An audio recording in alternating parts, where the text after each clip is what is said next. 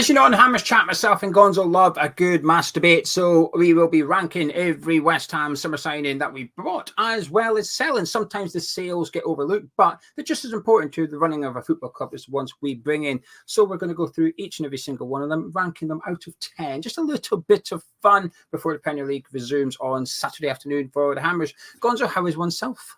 I'm very well. Well, I say that's a complete lie, actually. But thank you for asking. I'm okay. Looking forward to ranking some players on and certainly ranking some players off. Well, let's start with the first one we made. James Ward-Prowse, 30 million. What's your thoughts of this signing? It's an amazing signing, absolutely amazing, and I feel a little bit sheepish that maybe I poo-pooed it and doubted it. But I think at the time it was sort of came in a tsunami of links with overage players, and actually, if you're going to sign, Ward-Prowse, Polinia, who I think has now turned 29. Maguire is just about to turn 31. It didn't look so bad. So that was sort of the context of it at the time. I think when you start to add it in, you put Ward-Prowse with Alvarez and Kudus and Mavropanos, it starts to look very, very different. I think he's brilliant. He's much better than I thought he was. And I knew he was disciplined. I thought, you could tell he was a good character. The set pieces, I knew I understood all that. But his feet are quicker than I thought, Geo. And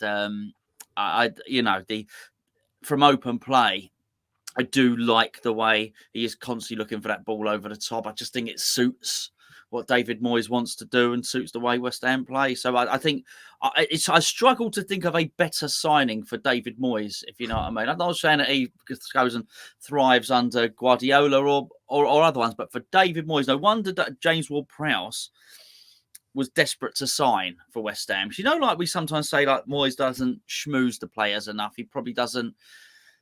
I think sometimes there's, we might think that David Moyes is a bit too honest, but I think maybe he's honest because he doesn't have the answers, maybe. And I bet when James Ward-Prowse said to David Moyes, if this conversation happened, I'm sure something like it did, James Ward-Prowse said, "Where do you see me in your team?" I bet David Moyes said, right, well, let me tell you now. I want you to do this for you, this for you, this for you, this for you, this for you. And I bet he had all the answers to all these questions, where other players maybe say to David Moyes, "Where do you see me in your team?" Like we said, well, you're going to have to fight for your place. Yeah, do you know what I mean? So, I'm incredibly impressed, and good to get some leadership in, bearing in mind we've lost consecutive captains in the past 2 seasons.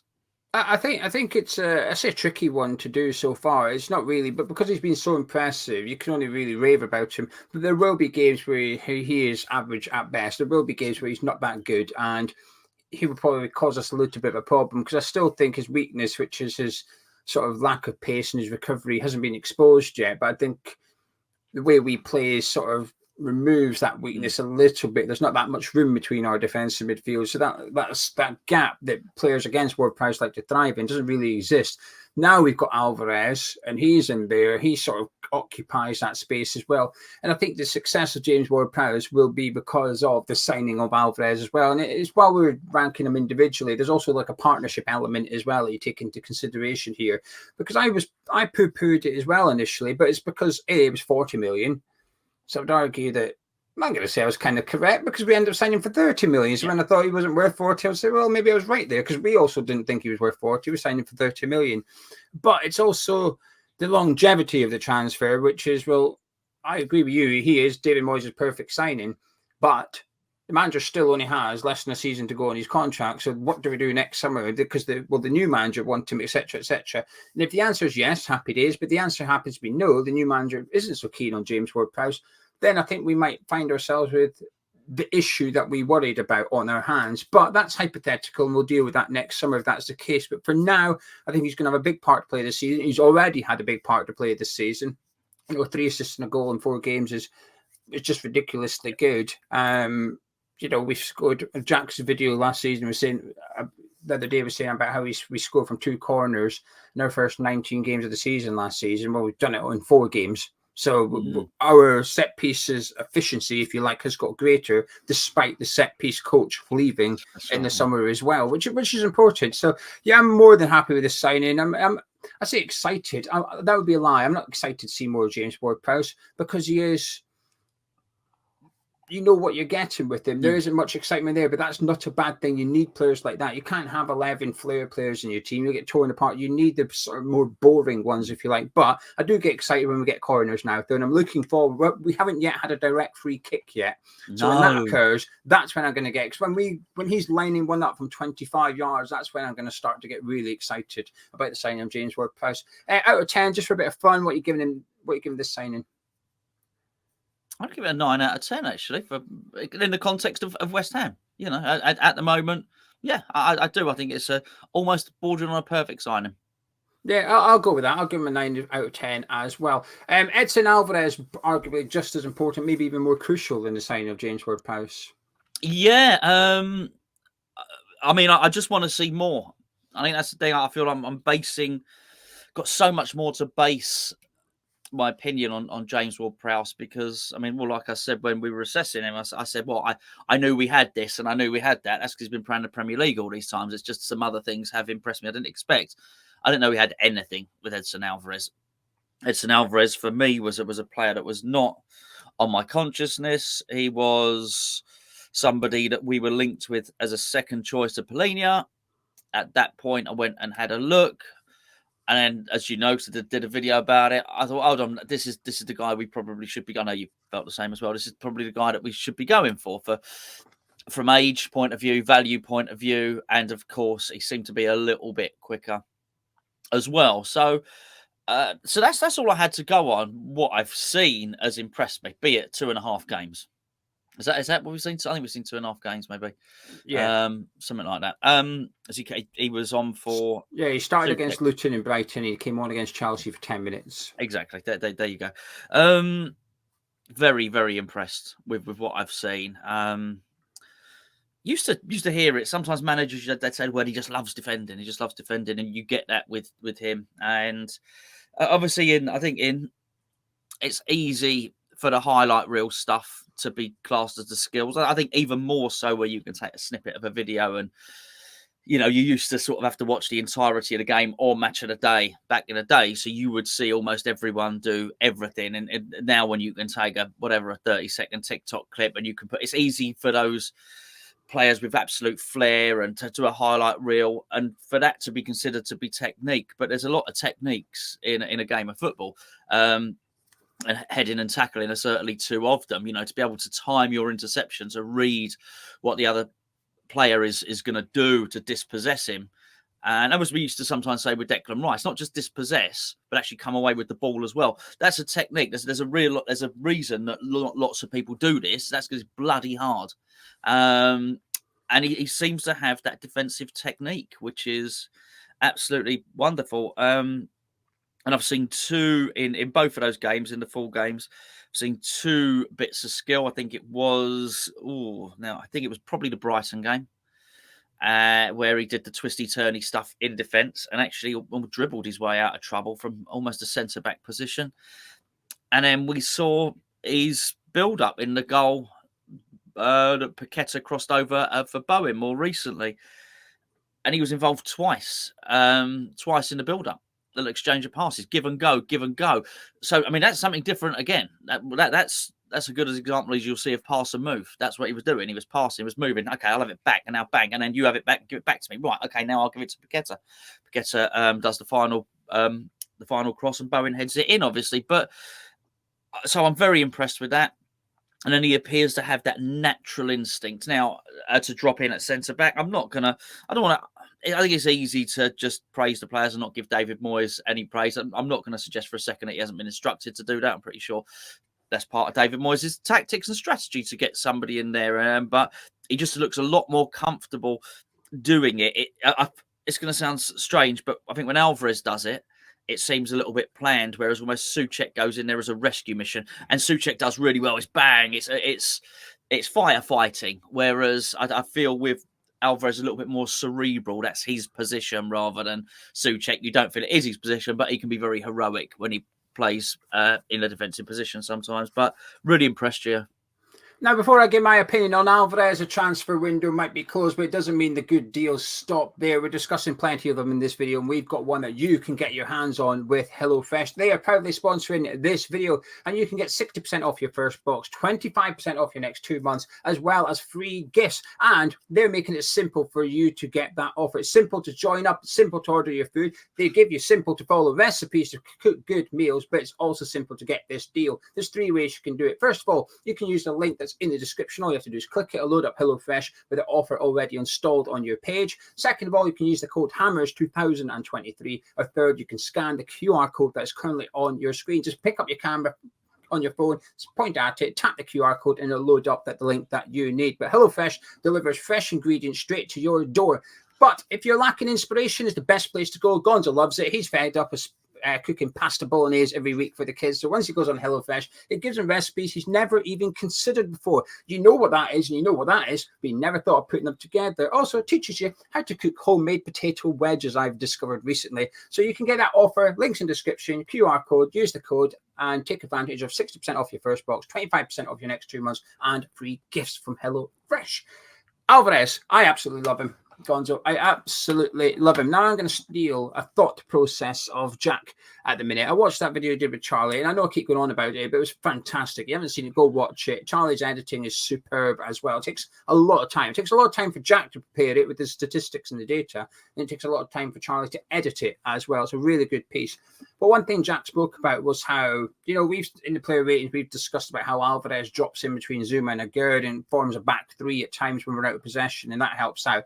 But what Jack had sort of picked up on or explained that I hadn't really considered is last season when we wanted to switch to back five out of possession, usually it was the left back, whether it be usually Creswell or Emerson, would tuck in, then Fornals would drop back into sort of a left wing back role, and that's how we would then build our back five. But what that does do is it takes your attacking winger out the game completely. So if you win the ball back, your winger is in a defensive position, but now Alvarez is doing it. It allows Ben Rama just to stay that 10, 15 yards up, hence quicker counter-attacks. And I certainly feel this season we have been quicker counter-attacking. The transition's quicker, the passing's quicker, it's more fluent. We've scored goals off the back of it already. And I hadn't considered that sort of role that Alvarez is doing in front of that back four, about how that builds into the counter-attack. But I think he's a superb player. I was delighted to sign him. Defensively, I think he's fantastic. Didn't really know, and I thought he was all right in possession, but in that passing move that he did against Luton, I thought, well, hello, this is much better than I expected. It's not really something I've seen Declan Rice do, that quick 1-2, and then giving it Paqueta in space, and that would be pivotal. And I think he will allow us to get the best out of James Ward-Prowse, and I think he'll, perhaps more importantly, allow us to get the best out of Lucas Paqueta as well. That having that defensive shield just means that Paqueta can afford to be a little bit lazy sometimes. He can afford to walk back instead of run back because you've got that defensive player there. I think he's a superb signing for us. I think he'll be a success, actually. I struggle to see how he won't be, because what he does well is what David Moyes looks for in a player. And I'm glad that Fulham priced us out of Polinia, because I think it's done a massive favour in the long run. Really, really happy with this signing. And do you know something? I'm going to give it a 10 out of 10, Gonzo. I honestly, I am buzzing with it. I just, as a defensive midfielder, I think he's superb. He can play centre-back, but we've sort of allowed him to do both in games. And I think it's quite good. I think fair play to Moyes for that, where he's altered the tactics going by personnel, which, sometimes we often feel it's a little bit square pegs and round holes, and it has been. Speak of finals, it has been, and it still will be. There will be times this season where players are shoehorned out of position. When Antonio's missing, I think we might see it. I think we might see Jared Bowen shoved up front rather than him doing something else. Ings playing as a lone striker instead of having a partner. So we still see him squeezing things in when he shouldn't do. But in regards to Alvarez, there's none of that yet. He sort of put him in there and said, right, you are the defensive midfielder. Because previously with Rice and Souček, it felt like a partnership, that they were both defensive midfielders at times. And I think we've stopped that a little bit. And I think we've gone to just one defensive midfielder. It just allows Ward-Prowse to get up the pitch a little bit more. As we've seen, he scored a goal already. So I'll give him a 10 out of 10. What are you saying? Well, I'm not going to give him an 8 out of 10, but it's nothing to do with the player's ability. I'm very excited about it. I've seen 2 games, and I think that's plays part of it. The other one is I don't fully trust David Moyes with him yet. So I think that would very quickly become a 10 out of 10 if I've seen him play 10 games. And I now know that actually he becomes one of David Moyes' undroppable. There's still something there which makes me wonder if he's getting drops and Souček's coming in. I don't think he's dropping James Ward-Prowse. I don't think he'll drop Alvarez. I think it'll be what we've seen against Brighton, which is Ben Rama's dropped. Yes, and Paqueta on the left, and so do I. But it's just that little bit of mistrust there. But I mean, yeah, they're so promising. I mean, and it's difficult. We'll speak about Kudus in a minute, but which is even more difficult to appraise. But and that's something, by the way. We've everything good we've said about Alvarez. We've not seen him playing alongside the player he's used to playing alongside yet in the West Ham team. So there's another level that can be gone up there. But yeah, look, a cautious 8 out of 10. But I'm probably almost more excited about Alvarez than anyone else. Yeah, I've seen him for Ajax, and I've also seen Kudus. So let's go on to him then. What do you make of him? Because I think there's one man that's crucial to both of these players, which we'll discuss in a second. But 38 million was splashed out on him, and there was a bit of won't it happen? But we've got the man, and we've seen him for about 90 seconds. We have, and we're gonna have to, deal with the fact that David Moyes is cautious anyway. So he didn't put Alvarez in the first game that he could have put Alvarez in. This is sort of what he does. I don't think we'll see him start until the European game. I just don't think we'll see him. That's David Moyes. You spoke about the sort of 1-2s and the give and goes that Alvarez was playing and that Declan Rice didn't do that. No, you're right. Declan Rice didn't do that. What Declan Rice did do was carry the ball up the pitch effectively, and would gain territory. I always make the rugby union comparison. He would gain territory, and David Moyes likes that. He absolutely does. Well, Kudus is going to do that, and he's going to do it very quickly and very effectively. And so I do expect him to find his way into the team. So whilst we might have, we've lost that aspect of Declan Rice, get Kudus in the team, and he will do it. I think I'm most excited by what other people are saying about him. Other professionals, people surprised that we've signed him. The fact of, I think this has got to be said about Alvarez and Kudus, actually, which is, there were big clubs in for these people. Chelsea almost signed Alvarez. There were a lot of very, very big, very good clubs in for Kudus. And he turned, he was turning a couple of clubs down because he wanted to come to West Ham. And Tim Steiten's going to have had a big role in that because he's doing the schmooze in now. And he looks to have a hell of a lot of ability. I'm very, very excited. Again, it's sort of tempered slightly by that mistrust of what David Moyes is going to do with him, how he's going to deploy him, where he's going to deploy him.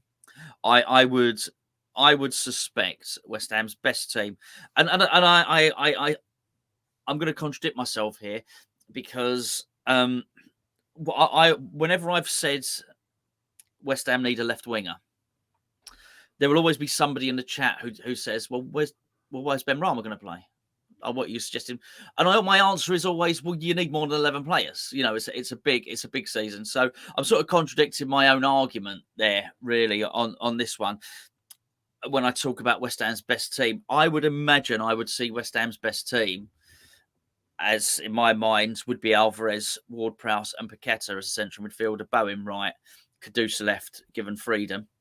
But when I say Kudus left, Kudus and Paqueta being allowed to swap. So Paqueta can go and occupy that left as much as he wants. When he does, Kudus will go into the middle and Mikel Antonio up top. I think that's quite a frightening for everyone else, not for us. We'll enjoy it. And so I've barely seen anything of him. I've watched some Eredivisie stuff like anybody else, but I can't say this was a player that I've been talking about for the past year. What are you giving him out of 10 then? 8, but I suspect he wouldn't surprise me if he turned out to be the best of the lot. He's the one I'm most excited about. I'm really looking forward to seeing him play. I'll give him an 8 as well, just because we haven't really seen how he's going to fit in yet. And I still have concerns, queries, worries. I don't know how to... there's not so much worries, because I think he'll get adequate game time. It's just I'm curious as to where we're going to play him, because I'm not as convinced that he can play on the left as such. I know it's more of a hybrid role you're discussing. I think his best position for Ajax has been on the right, which is obviously Jared Bowen's one. I don't really think that's a position up for grabs, but I'm hopeful that he sort of becomes our second choice striker, because I was a bit disappointed when against Luton he put Ings on. I thought, the way the game was going, it would have suited Kudus as well to get on the ball and start running, because gaps were starting to open up and Paqueta was finding pockets of space. And I thought, there we go, now bring Kudus on. And Ings did okay, but it wasn't really a game that would have suited him. So I was a bit disappointed by that. The one thing that gives me hope with him is that we've now got his old Ajax manager and he's on the coaching team. You assume Moyes trusts him from his Everton days. Noble had a big part in bringing him to the club, who Moyes does trust Mark Noble, and vice versa. Noble's a big fan of David Moyes. You could sing his praises higher. So I'm hoping the fact that the recommendation, if you like, has come from Mark Noble might play a part in it as well. And like I said, there's someone there that I think last season, Kudus played 14 games under him and scored 8 goals or something. So he was very effective. So he knows how to get the best out of Kudus. So there you go. David Moyes has now got somebody next to him who knows how to get the best out of Alvarez and Kudus. And 2 outfielders out of your 10 is obviously 20%. That's a lot of your team. You've got a guy that knows how to get the best out of 20% of your team. That's effective. And Moyes knows how to get the best out of the rest of them. It's not like he needs someone to tell him how to get the best out of Jared, but Moyes already knows that. It's the new signings that Moyes might just need a little guiding hand with, and he's got a guy there that knows exactly what to do. So I'm really excited by him. I think he's got potential to go on and be world class. I think he's got potential to go on and be worth 80, 100 million and leave West Ham and go to a club like Man City or something. But I can't wait to see him in the Claret and Blue, in all honesty. When I see his name on the starting 11, I'm going to be absolutely buzzing. And I know what you're saying, but we also play Lincoln in the Cup as well. And, what a better game than to put Kudus in from the start against Lincoln and say, right, now you'll be the best player on the pitch. Let's see what you've got, kind of thing. Mavropanos, a bit more of a difficult one. I find this one hard. Gonzo, I'm going to give him a 6 out of 10 because I just don't know anything. I like German football, watch it, can't recall watching much of him or Stuttgart, so it's very difficult for me to say much about this transfer, really. Well, but they've been, I think they've been fighting relegation for the past 2 seasons, so I guess they wouldn't. You'd have to really watch the Bundesliga to watch the relegated, the crap teams, wouldn't you? And Stuttgart have certainly been one of those. So, I mean, he looks to be really good. I'm very impressed with what I've seen, and you sort of trust. There's just something more about it. When you watch official Bundesliga footage or Serie A footage or La Liga footage, you just trust it more than, you know what I mean. Sometimes you get you trust that more than a YouTube page called Bundesliga Rising Stars HD. Absolutely. It's been put together by some 14-year-old who's probably been, never mind ranking players off, probably been ranking himself off in his bedroom whilst practicing his guitar chords. 300,000 views on that video. Who's the real winner? No, he did. But and they drive me around a twist because they put the dance music on. It's not anything wrong with dance music, but you get a whole minute before you see any action of them celebrating goals and close-ups. You got all the fuzzy edges and all the rest of it, and they try and make it all moody. And then the thing comes up saying, "We're not trying to infringe the rights or stolen. It's not our intention to steal any material." Oh, really? So yes, those ones made by the by old Cuthbert in his room. I'm not so in his bedroom whilst he's painting his Warcraft models. I'm not so keen on those ones. But so the official poor lad. The official Bundesliga stuff I sort of trust more. So when I've seen that put together, I think he does look like a good player. I do. I think the first time I saw him, I thought, Ivanovic, who was absolutely a centre back, and when they went and played him at right back, I thought, no, you don't want to do that. And of course, showed what in the same way that I think we see Ben White play. I thought, no, you don't want to do that. He's a centre back, and and there's many. Thomas Repka said the same thing. He put Thomas Repka out on right back after being a centre back. Oh no, you don't want to do that. It shows how much I know about players being converted from centre back to right back. But he looks like he can. He's got a thunderous shot. He's got an eye for goal, and I suspect he might be perfectly suited for the Premier League. But as you say, we can't say anything about him. He's going to have to wait even longer for his chance because Zuma plays on the right side. if I'm talking central defence here, I think he's got more chance of getting in at right back than at centre back at the moment. Yeah, There's a load of people in front of him, like Tilo Kehrer, and we don't like Zuma when he plays on the left hand side because he's not as good. But he'll play every Europa League game because Moyes understandably doesn't play Zuma twice a week until it gets to the but would he not play Kehrer and Ogbonna as he's chosen to central defensive? I don't think so. I think he'll play Mavropanos plus one of them. Well, it'd be interesting. It'd be interesting to see. I mean, Ogbonna's played one full game and half a game, or whatever, 20 minutes in a game, and I thought he looked excellent. So, I mean, he deserves it, and Kehrer deserves his chance. Yeah. So I would actually say at the moment, Mavropanos is fifth in the pecking order for centre half.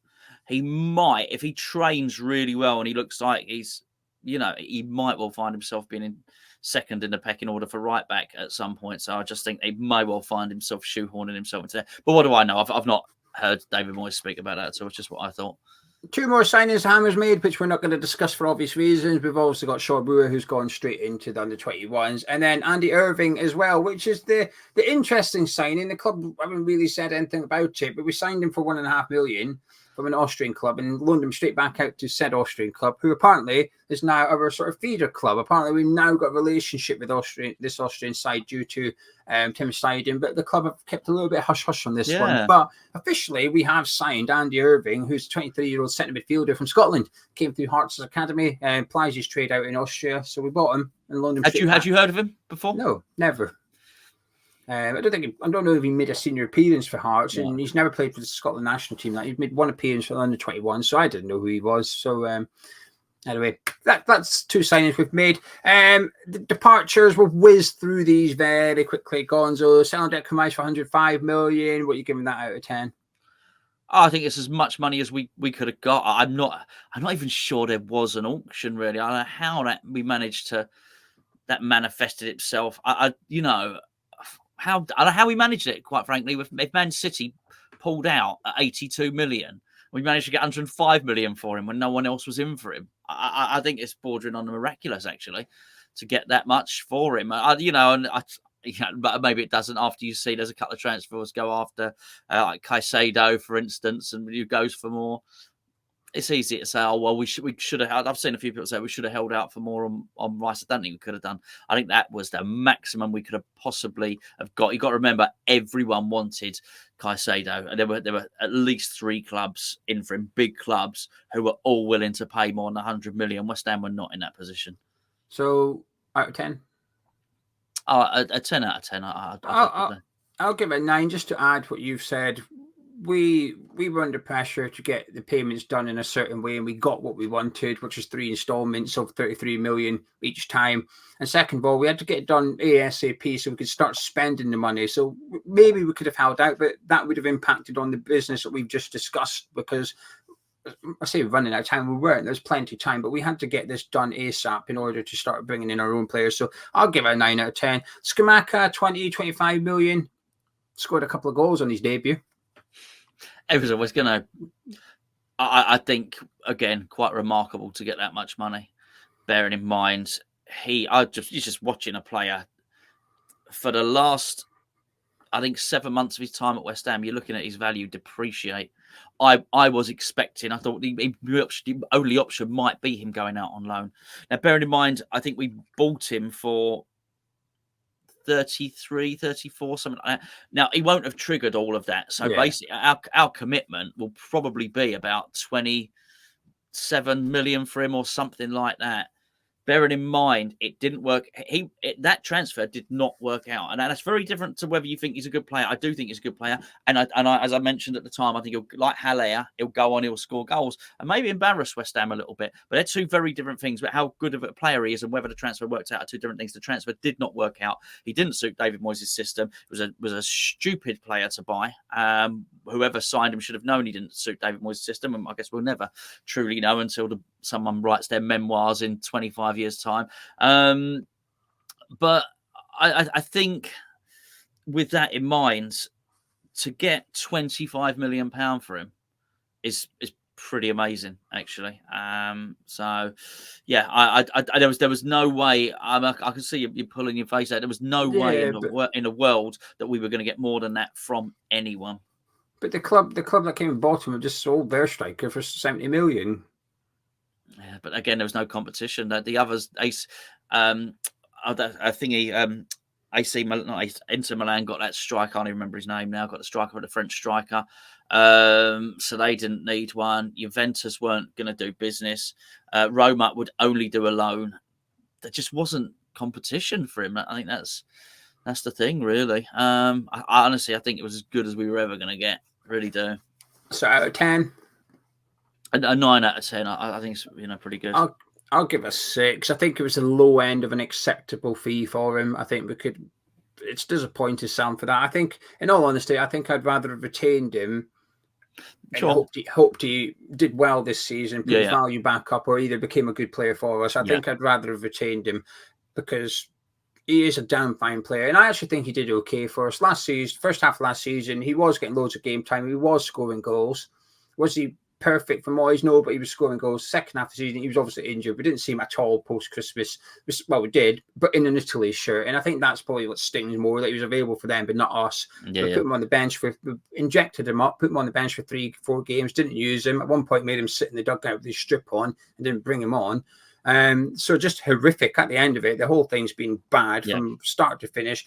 Scamacca's got his share of the blame to take. Moyes has got his share of the blame to take, and whoever decided to go get him has got his share of the blame to take as well. It's just a horrific experience, really. But I'm still disappointed at how much we got for him, or rather how little. Like I said, Atlanta got 70-odd million for their player. You're right. There was only one club that wanted him. West Ham were in between a rock and a hard place, and I'd rather have kept him because I think I would have backed him to go on and have a good season for us this year. And I think at some point this season, we'll think, I wish we had, well, we won't, we'll say, I wish we'd signed someone else. But if we weren't going to, I wish we would have retained Gianluca Scamacca. I do agree with everything you've said, by the way. Just, in my opinion, that for all those reasons you just said, it depreciated his value, and that's why I think we've done all right with it. But yeah, I would have absolutely rather kept him. And you thought that was embarrassing, Vlasic for 7-8 million. I mean that's truly terrible. The whole thing. Thank goodness those days are over of both of those two signings, actually. And the only reason I lump them in together is because they were signings who clearly did not suit the manager's style of play, or in one case, the manager didn't want at all. And I mean, it's just that is a lack of foresight in your transfer strategy. Let's put it that way. Again, look, we'll never have paid the £28 million for him because these things do have add-ons, which are after he scores 10 goals. If West Ham, whatever, that wouldn't have happened. He wouldn't have, maybe one or two, but not many. So, after so many appearances, he never would have made them. I say he didn't even make that many appearances. No. So I wouldn't be surprised if he actually cost. He didn't cost 28, cost us more like 19, 20, something like that. That being said, to lose that much money on it, I think you can lose money on a player, but you want to be able to turn around and say, well, do you know what? Everyone's tried their best. The players tried their best. The club have tried their best. That wasn't what happened there. We just lost money on a player without really giving it any attempt to see if it would work at all over any sustained period. And I think you owe that to yourself and you owe it to the player. If you're going to go and spend in excess of £20 million on a player, particularly a club like West Ham, there's plenty of big clubs that can waste that much money on a player. But a club like West Ham has big money for us. And it's big money for us because we've just opened up another overdraft with Barclays. So, clearly money's a little bit tight. And I just think you owe it to yourself and the player to try to give them 10 games in a row, or in that position that you originally back whatever the original vision was, back it. But, to put him out on loan and then to have a loan agreement, it was not the obligation. It was an option to buy. It was the option, wasn't it? And then allow yourself to have that option haggled down again even more shows what a weak position you've put yourself in. You can't quite give it a 0 out of 10 because we did get some money back. But I mean, it's low. It's like a 2 out of 10 or something. As a transfer, it's truly awful. Weirdly, I'm going to give it a 5 out of 10. I think we actually did better with that than the Scamacca one because, say, one club interested in him. I'm not even sure Torino were wanting him that much in the end. They were a bit like, we're not too fussed. In the end, Vlasic was going to the media saying, I'm training with the reserves. I want out. I've told them to let me go. They won't let me go. I need to leave.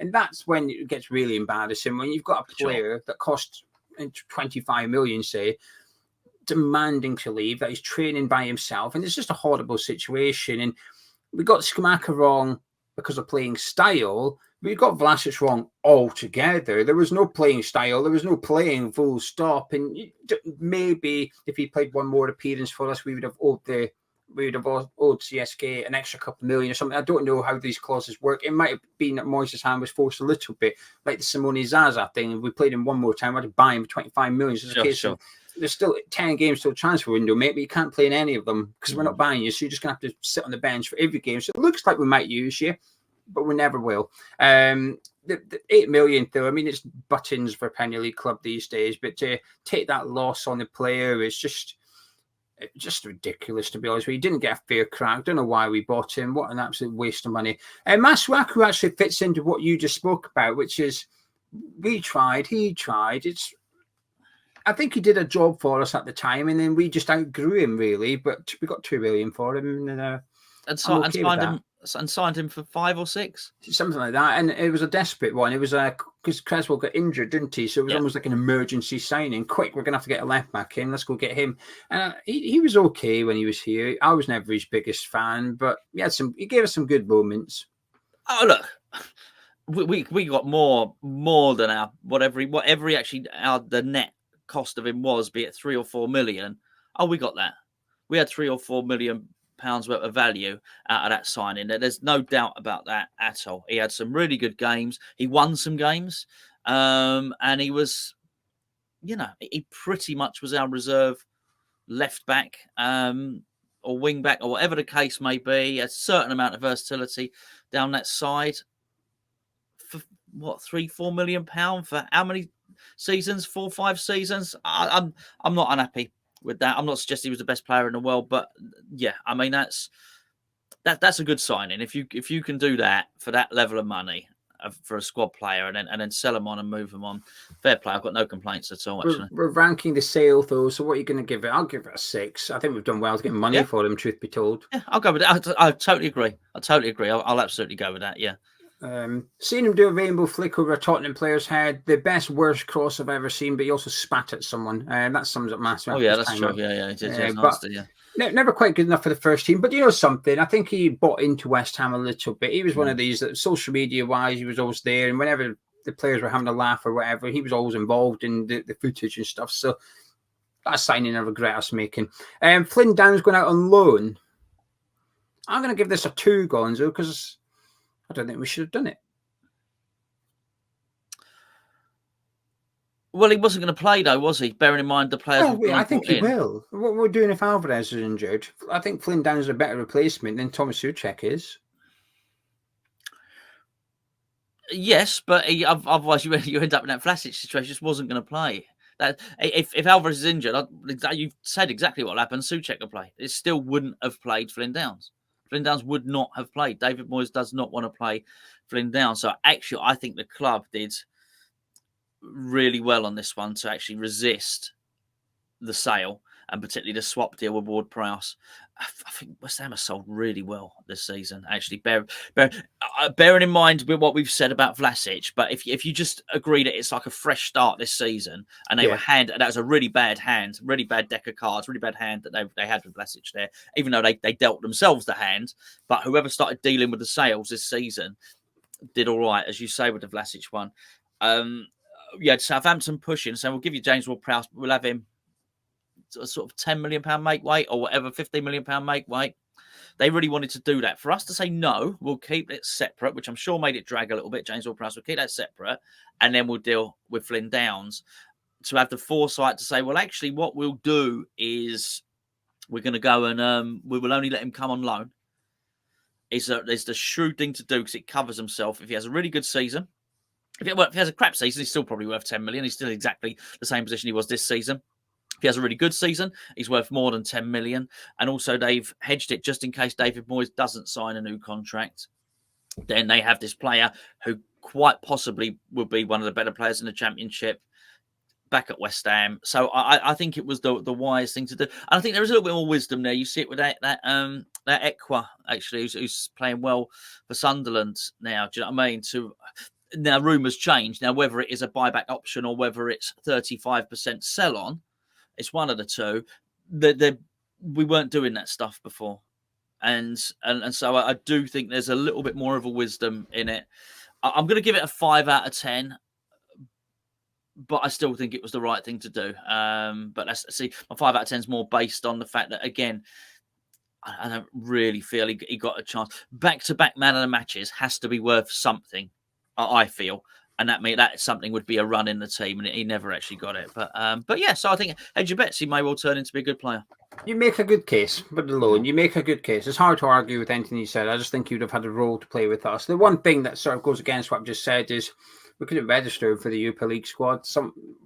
There's no more spaces. The only space we've got is for a West Ham homegrown player, which Flynn Downes isn't. So that's why he's not West Ham and Connor Coventry is, because Connor Coventry is trained by the club. That's the only reason he's still there. So we couldn't have registered him for the Europa League. Well, we could have, but someone else would have had to miss out in order for that to be accommodated. So there you go. Only two other players to leave West Ham this summer. Manuel Lanzini left on the free, of course, and so did Andy Irving. He went back to the Australian club as well. But there you go. Myself and Gonzo ranking of the West Ham transfer window. Get involved in the comments below. I'll write a list of all the players we bought, a list of all the players we sold. Just copy and paste it. Just copy and paste it. I've done the hard bit for you. And just put your rating out of 10 next to each. And if you wish to leave a couple of comments as well, please do. We welcome your opinions. I look forward to reading them. But Gonzo, thank you very much. My pleasure. Enjoyed it, mate. Thank you. And we'll catch up with you in a bit. If you've enjoyed this video, please do drop a like on it. Subscribe if you're new to this channel. We'll see you soon.